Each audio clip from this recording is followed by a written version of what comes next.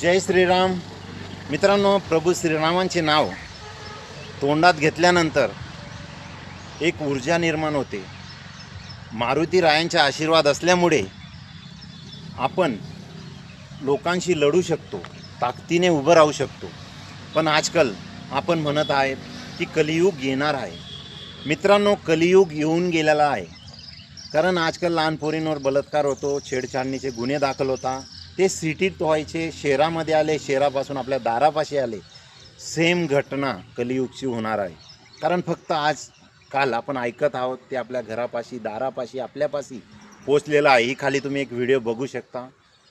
हनुमान चालिसेवर ह्या दोन पोरी नृत्य करत आहे आणि तिकडं आपले हिंदू बांधव टाळ्या वाजून त्यांना प्रोत्साहन देत आहे. मित्रांनो, यांनी तर बांगड्या भरून घ्याव्या, नाहीतर स्त्रीचे सिंगार करून त्यांची तीही लायकी नाही आहे. कारण हनुमान चालिसेची सॉन्ग जेव्हा लागतं किंवा हनुमान चालिसा चालू होते, ही कानावर आल्यानंतर आपण नतमस्तक होतो, शांतपणे बसून ऐकतो. स्त्रियांच्या कानावर आले तर ती पदर घेऊन खाली मान घालते. एवढी प्रेरणा, एवढी ताकद या हनुमान चालिसेत आहे. आणि आजकाल या हनुमान चालिसेवर नृत्य करायला लागलेले आहेत. हिंदू बांधव लवकर जागृत व्हा. कारण आपण फक्त याचे त्याचे पाय ओढण्यामध्ये लागलेलो आहेत. जो गोरक्षक रात्री पार्टी पडतो, गाडी पकडतो, पकडल्यानंतर आपण म्हणतो रिकामा आहे, टप्पुरी आहे. त्याच्या आईवडिलांना कान भरतो, तुमच्या पोराला आवरा, तुमच्या पोराला शांत करा. कारण आपण कुठलाही सपोर्ट करत नाही.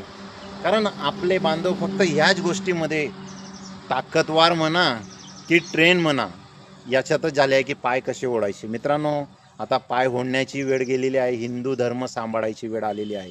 कारण धर्माच्या गाण्यांवर नाचायला लागलेले आहेत.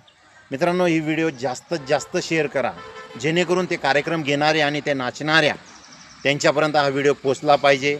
आणि जास्तीत जास्त व्हिडिओ तुम्हीही बनवा, जेणेकरून ते प्रभू श्रीरामांचे, मारुतींचे नतमस्तक होऊन स्वारी म्हणतील, हिंदू धर्माकडनं स्वारी म्हणतील, तेव्हाच त्यांना आपण माफ करू. कारण आज जर आपण डोळे लावून बसलो तर असेच पुढे नृत्य चालू राहणार आणि आपण एक दिवशी संपून जाणार. मित्रांनो, हेच सांगणं आहे. जास्तीत जास्त व्हिडिओ शेअर करा. जय श्री राम.